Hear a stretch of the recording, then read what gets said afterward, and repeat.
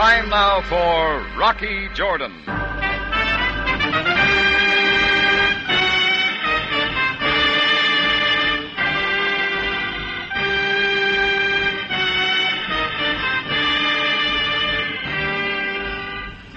Not far from the Mosque Sultan Hassan in Cairo stands the Cafe Tambourine, run by Rocky Jordan. The Cafe Tambourine, crowded with forgotten men, alive with the babble of many languages. For this is Cairo, where modern adventure and intrigue unfold against a backdrop of antiquity. Tonight's story, The Map of Murder.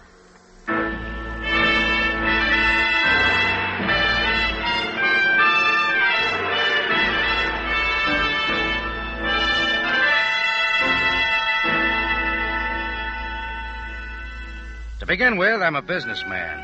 I run a cafe, and when business gets bad, I look for ways to pep it up. So when Mousine Duval came in asking for a job as a singer, I decided to try some entertainment. All Mousine asked was a week's tryout and a little salary advance to keep her going. Anyhow, I'll admit it, I sort of liked her. Maybe it was the way her coal black hair was bobbed, sort of like the Sphinx, and the round curve of her white shoulders as she sat at the piano under a spotlight. Anyhow, you couldn't keep the customers away. Things went swell till the fourth night. I was in my office about 10 o'clock listening to the jingle of my cash register up front when it all started. What are you doing?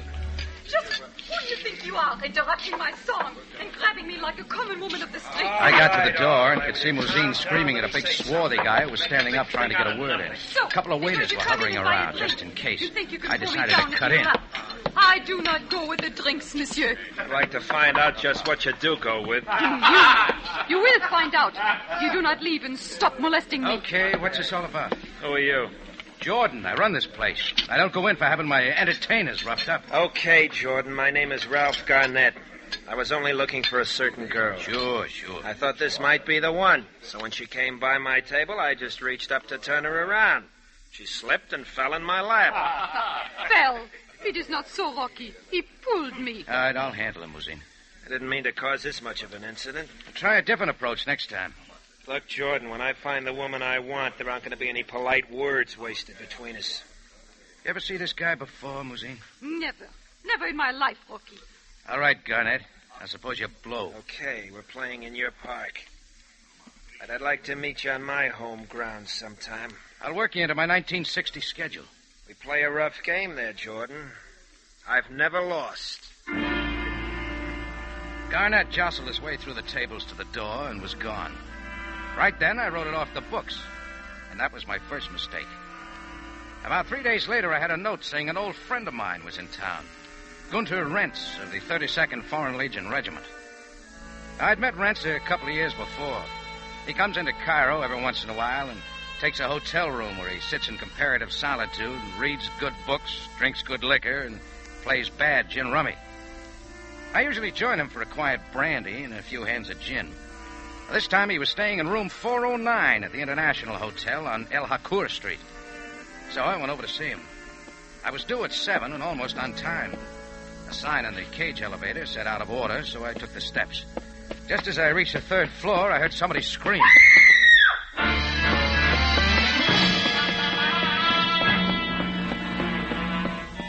And nobody screams in Cairo for fun. It seemed to come from the room almost in front of me, so I got over to the door and knocked. No one answered, so I tried the doorknob, and it opened. What I saw made me forget for the moment about my date with Rentz. The phone began ringing, so I walked over and picked it up before I realized what I was doing. Hello? Is this room 309? Just a minute. Yeah, it's 309. Who's this? Mr. Amar, the hotel manager. Do you have a girl in your room? I'm afraid I do. Well, she will have to come down and register. Well, don't expect her, Mr. Amar. And why not, may I ask? She's as dead as the air in your closets. I put down the phone and took another look at the girl. And it hurt. I was going to miss her at the Tambourine. Yeah, it was Mousine Duval sprawled on the floor. Her beauty spoiled by a knife handle sticking from her chest. I started to look around, then changed my mind. There was nothing I could do for her now, and this was no place to be found. So I slipped out and hurried down the dark corridor to the back stairs. I was up just 3 steps when I heard a door slam and running footsteps. I made it back on the double. There was nobody in the corridor, but I was certain I'd heard somebody run in or out of that room. So right then, I had another look. Mousine was still alone. I looked around and found nothing.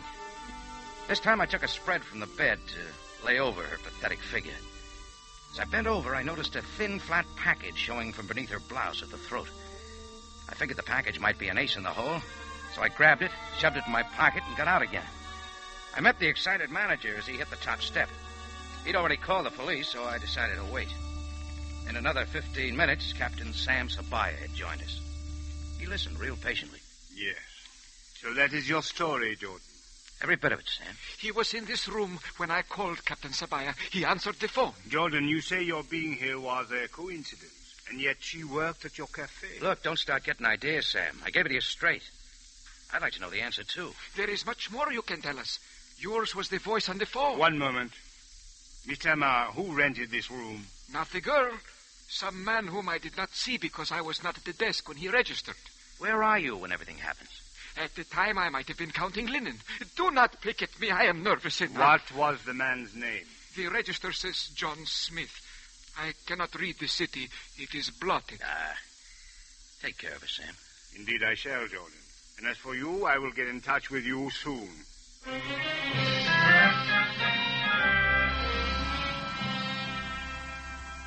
I was in no mood for it, but I decided to keep my date with Gunter Rentz. But first I stopped on the back stair landing for a look at the package I'd found on Mousine. It contained 2 sets of passports and visas. One for a girl I'd never seen before named Helen Brecht, and the other for a man named Rudolph Crane, only there was no picture of him. Then there was a ring with a curious design on it, and most of all, 5 $1,000 American bills. I put the bills in one pocket and the rest of the stuff in the other. And I went up and knocked on Rentz's door. Ah, my good friend Rocky Jordan. Come in, please. Hello, Rentz. Welcome to the big city. Well, the city is good only because I can get away for a while from the confinement of the barracks. To the confinement of a hotel room. Yeah, but in this room, I can pick my friends, well, like you, Rocky. Yeah. Yes, please, sit down. Thanks. Well, come, Rocky. Are you not glad to see me? Oh, sure. Just some unpleasant excitement. Oh, excitement? The girl was killed in a room downstairs. Ah, death. That is too bad. Let us not talk of death. You'll play cards, huh? I found some things you might help me with. Oh, so?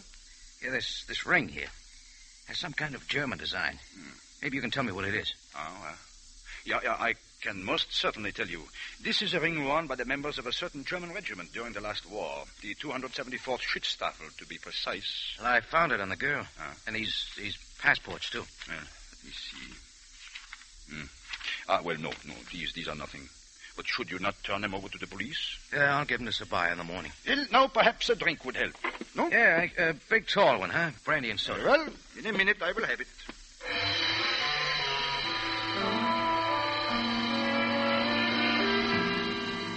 While Rentz was in the washroom to fix a drink, some kind of intuition told me I'd better get rid of the stuff I'd found before somebody came digging around. I got up quickly, tried one of the knobs on the brass bedpost. It slipped off. I dropped the $5,000 down inside. I knew nobody would ever touch it with Rentz as a watchdog. There was no room for the papers, and besides, Rentz was coming back, so I put the knob back on and sat down.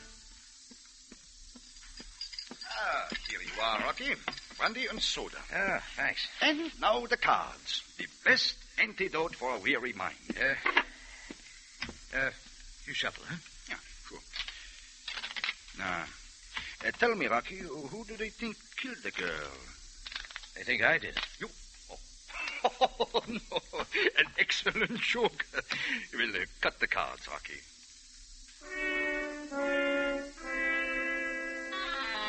Well, I stayed late playing gin with Rentz and started home long about midnight. The taxis were scarce, so I caught a trolley as far as I could, walked the deserted streets the rest of the way to the Tambourine. I was a couple of blocks from the cafe when it happened. I couldn't see who it was or where it came from. All I could hope for was a lucky punch, but it was no good. He kept behind me. And the old silken cord treatment is one thing you can't fight.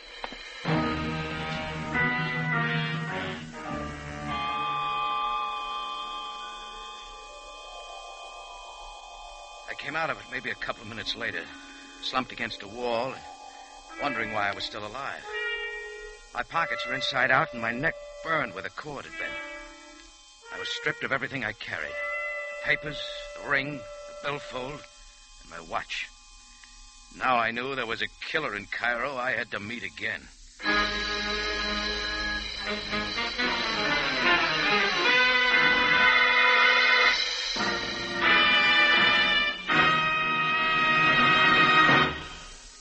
You are listening to The Map of Murder, tonight's adventure with Rocky Jordan. Among other entertainment programs on CBS, mystery holds its own. You'll find more chills and more thrills per listening minute on CBS. Take Inner Sanctum, for example.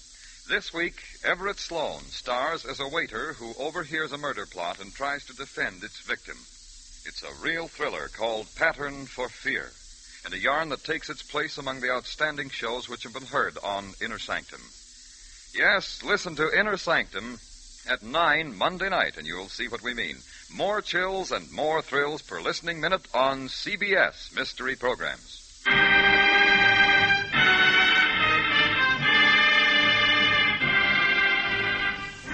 And now we take you back to Cairo and tonight's adventure with Rocky Jordan, The Map of Murder.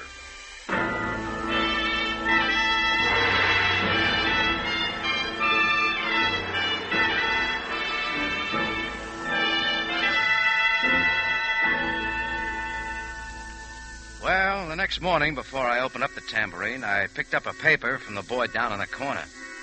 It told the whole story of Mousine Duval's death, but with names. I was listed as the man who found the body and a potential suspect. Then I went back in the cafe by my back office door, and just in time, someone was going through my desk drawers. Before he had a chance to straighten up, he rolled, and I rolled with him. He brought his knee up. I moved aside and gave him an elbow. His fist caught me in the back of the ear. And another one of the kidneys had all but paralyzed my legs. I hit him again. I knew he felt it this time. He was on top. I doubled up my legs and drove upward. Lifted him, and his head caught the edge of the desk. That's when he quit fighting. Like I said, Jordan, you're great in your home field. Yeah, I know the park on it. Come on, get up. Okay. You do lots of things besides annoy pretty girls, don't you? You got a good memory for faces. What were you looking for? What you missed last night? Last night? Last night, when you rolled me. I never rolled anybody in my life. Yeah? What were you doing to my desk? Looking for a stamp. That help you remember? No more of that, Jordan. I read in the papers you found that girl, whatever she calls herself. But nothing was found on the body. You think she had something? Plenty if she's who I think she is. And you just dropped around to see if I had it tucked away in an odd corner. Maybe you have. Should we call Sabaya in or start explaining? You won't believe me. It's pretty likely. I've been following a girl halfway around the world. I was once in love with her. Then she stole $8,000 and a map from me and disappeared. What kind of a map? Why should I tell you? Because I got an idea you registered in the International Hotel under the not-too-original name of John Smith and killed the girl. Well, Jordan, you're wrong. I should have killed her, but I didn't. What about the map? But during the war, I was an American Army officer in charge of a frontline PW enclosure in Alsace-Lorraine.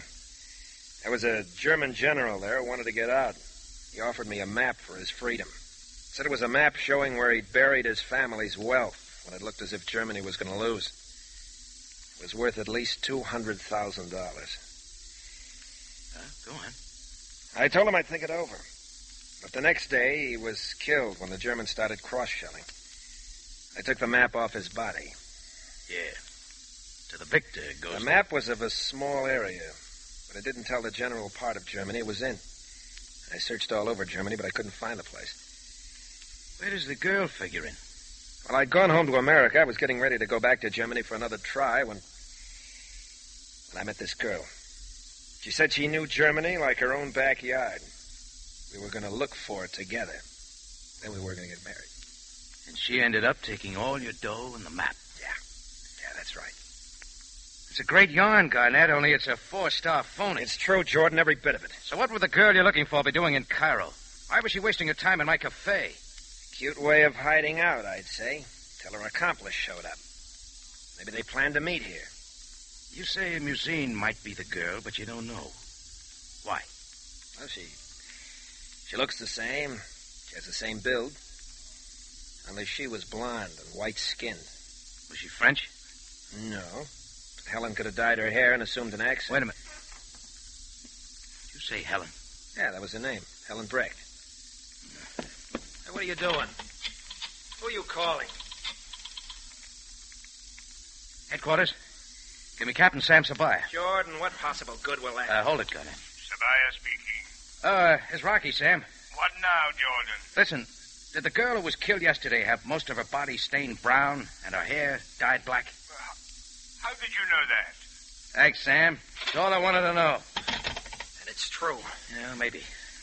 Look, leave your address in the desk where I can find you, Garnett. Right now, I've got an errand. When will I hear from you? With luck, a couple of hours. With no luck, never.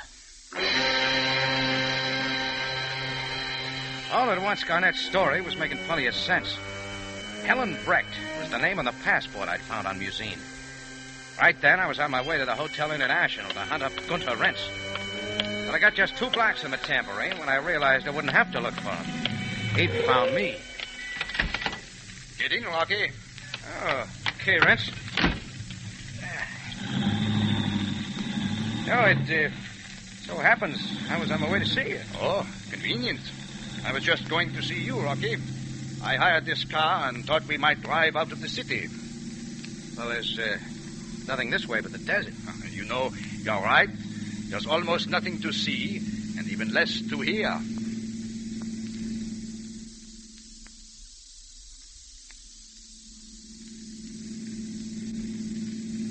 Rentz, didn't you once tell me you came from Schweigshaven? I admire your memory.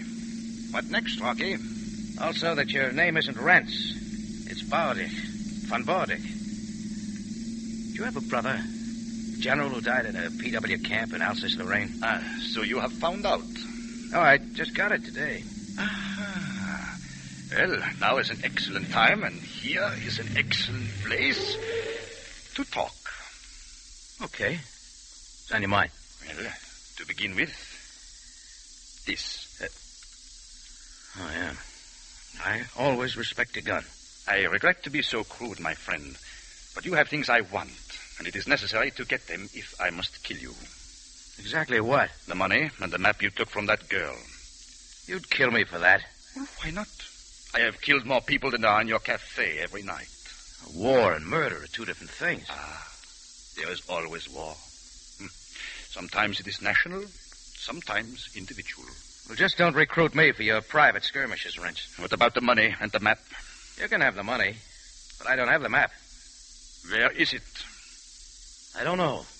Rocky, it belongs to me, to my family. My brother was murdered for it. Yeah. Killed by a shell and the map taken off of him. So you know the man who took the map? Yeah. Well, he is a liar. A murdering liar. And once I have the map, I will certainly pay my debt to him. Well, that's your war. Are you quite sure you don't have the map, Rocky? You got everything but the money when you rolled me last night. I am sorry. I tried not to let you see me. I happen to know an old Legion trick when it's played on me. Tell me, how'd you know the girl had the stuff? Well, very simple. I commissioned her to get it for me. Oh. Well, okay. Take me back to town. I'll deliver the money to you. Well, how can I trust you? Look, Rance, I never let a friend down, even if he's turned into something else. So, yeah. Very well.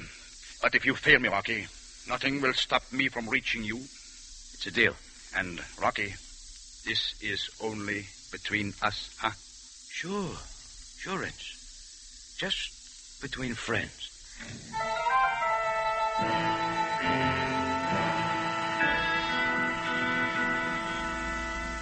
Well, there you are. In 2 days, I'd been taken in by 2 people I thought were friends. And if I was going to shake the police and Rents and a guy named Garnett off my trail, I had my job cut out for me. Finding a certain map. But I figured the room at the International Hotel where Mousine was killed would stand a little more searching. I took a £5 note to bribe the key away from the room clerk, and it wasn't worth it, because I turned up nothing. So that left only one other chance. Mousine's effects at the police station. At headquarters, I gave Sabaya the whole story, top to bottom. Then we had a look at Mousine's clothing and luggage. No more luck. There is no map, Jordan. But it's gotta be Sam. She wouldn't let a thing as valuable as that map get 2 feet away from her. If there ever was one. Well, I'm betting on it. Everybody's story checks too well. The fact remains, Jordan, we have searched everything. Wait a minute. What about the murder weapon? Only a knife. Well, let's have a look. Where is it? In this case.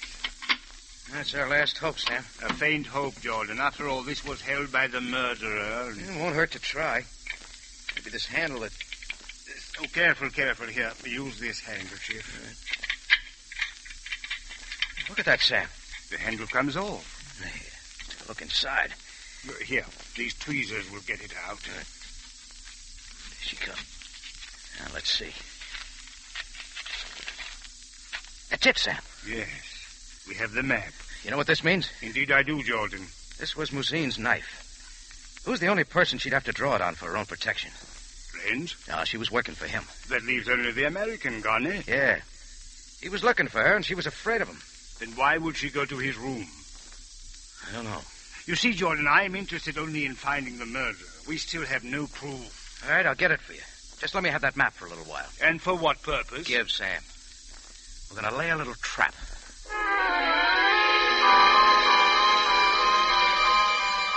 Sam finally saw it my way. In another hour, I was in my office at the Tambourine, and sitting across from me was Ralph Garnett. He'd received my call and gotten there in a hurry. Okay, Jordan, what's this about? You want the map, don't you, Garnett? You found it? Yeah. The map and $5,000 of the money Mousine took from it. Where, Jordan? Let's see it. I went to a lot of trouble to find the stuff, Garnett. Oh. A deal, huh? Don't think I risked my neck for nothing, do you? Jordan, you're my type of man. You know, we could work well together. What are your terms? You get 40% of anything we find and dig up. That's fair enough. Except for one thing. Yeah? When I'm working with a guy, it's got to be an open book. Did you kill Mousine? No, Jordan. After that night in your cafe, I cornered her on the street. She admitted she was Helen Breck. She promised to come to my room at the hotel and make a deal. You were there when she got there? No, I was late. And when I arrived at the hotel, the police were around, and I stayed out of sight. I don't know how she got into my room. All right, Garnett, do you want the map or don't you? What does it take to get it? A confession? Right down the line.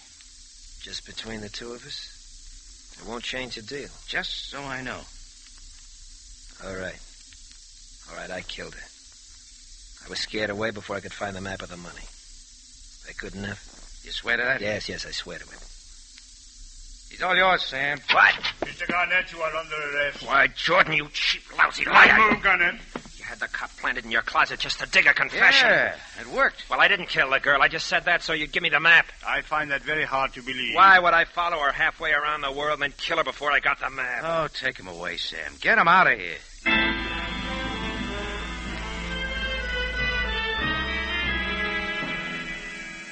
Sabaya had his man, and I should have felt real proud of myself. Only somehow I didn't. I sat there for a long time trying to push the mess out of my mind, but always there were loose ends there that didn't tie up. Well, I'd promised to deliver the $5,000 to Gunter Rents. Once that was over, I could wash out of the whole affair. So I went back to his hotel, and he was waiting for me. Well, come in, Rocky. You surprised I kept my promise, Rents? Oh, I never doubted you would come. You are too intelligent to underestimate my determination. Thanks. My gun remains on the bureau, Rocky. Oh, don't worry. I'm just making sure it's not used. Now we're even, Rex. Where is the money, Rocky?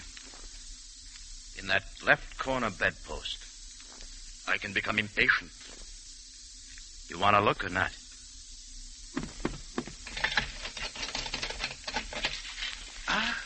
So it is $5,000.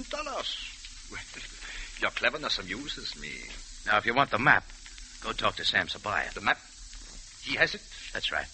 Well, I have every right to it. He will give it to me.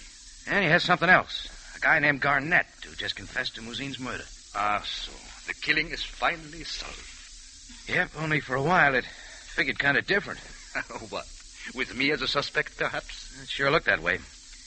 Let's say you found out she had a deal with Garnett. Yeah? Playing his offer for the map against yours. Oh, well, that much is true. All right, Garnett's room was directly below yours, so you went down to talk to him. Just then the girl came in.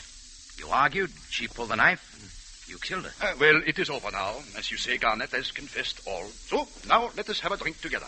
Yeah, sure. Mix them up, Rance. It will only take a moment. Oh, Rance. Yeah, Rocky? This fire escape outside the window. You been on it recently? Oh, certainly not. Why do you ask?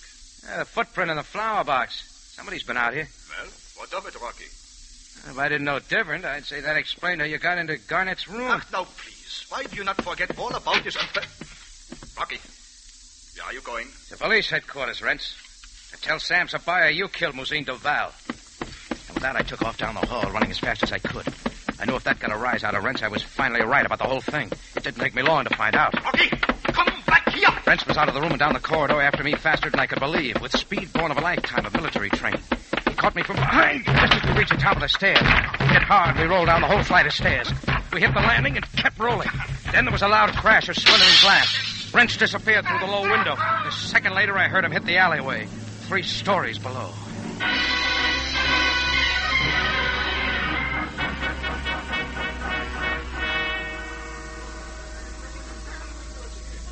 There was a pretty good crowd around by the time I got down there.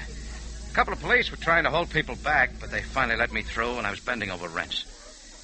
He was pretty hard to look at. Rance? Rance, it's Rocky. Oh, Rocky. You're not going to make it. You know that, don't you? Rocky. Rocky. My true name will be known only to you. My family must never know.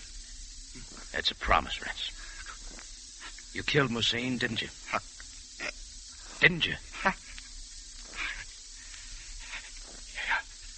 Yeah. As you said, Rocky. I killed her.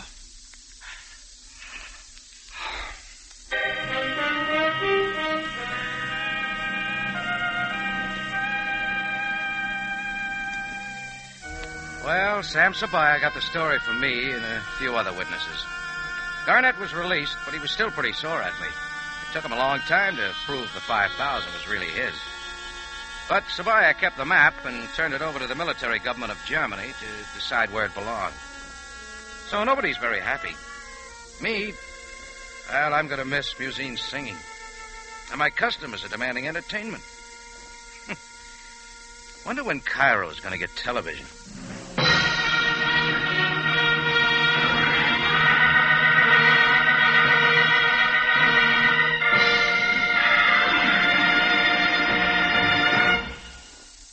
It's CBS again at this same time next week for another story of adventure and intrigue when we take you back to Cairo and the Cafe Tambourine run by Rocky Jordan.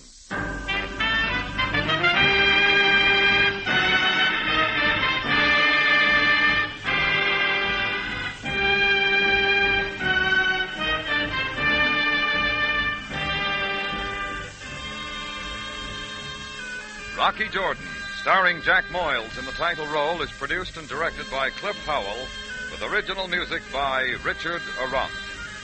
Tonight's story was by John Michael Hayes, edited by Gomer Cool and Larry Roman.